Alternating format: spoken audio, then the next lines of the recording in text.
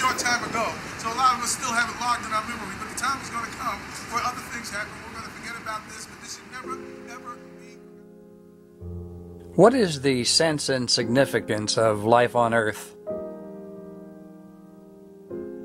and human life in particular?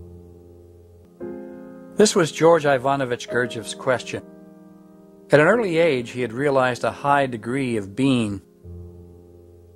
Experiencing the mindless mechanicality of man, the wars, the destruction, the misery, the question arose in him: why is there life on Earth? What purpose does it serve, if any? Gurdjieff studied Orthodox religion and science, but their answers didn't satisfy. He came to intuit that the wisdom societies of ancient civilizations held the key to man's true identity and purpose. Humanity, he recognized, was in dire need of this knowledge, for humanity had entered a crucial period in its development. Unless the wisdom of the East and the energy of the West, he said, could be harnessed and used harmoniously, the world would be destroyed. This is why on September 14, 1911, Gurdjieff took a vow to awaken people to a new level of being, of consciousness, of conscience. In a word, to a new type of man. He vowed to introduce and establish in the West the esoteric teaching of self-transformation he had discovered, one, he said, that was completely unknown up to the present time. He called it the Fourth Way. In his talks, Gurdjieff gave a keen analysis of the modern dilemma.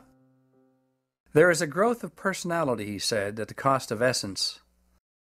That is, a growth of the artificial, the unreal, and what is foreign, at the cost of the natural, the real, and what is one's own. We see everywhere a preponderance of vulgarity and stupidity of all kinds, and in life we only see new divisions, new hostility, new misunderstandings.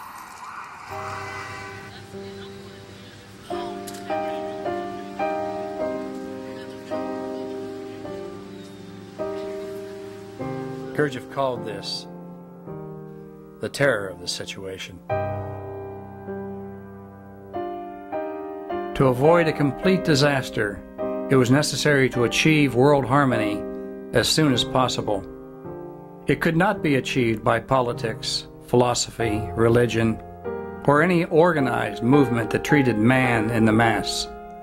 It could only be accomplished through the individual development of man.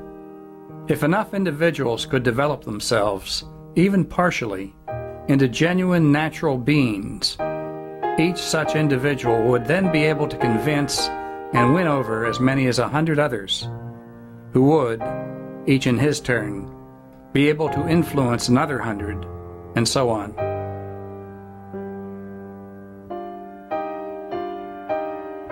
In sum, what Gurdjieff was saying was that everyone, like Atlas, would hold up, be responsible for their own world, and thus the larger world.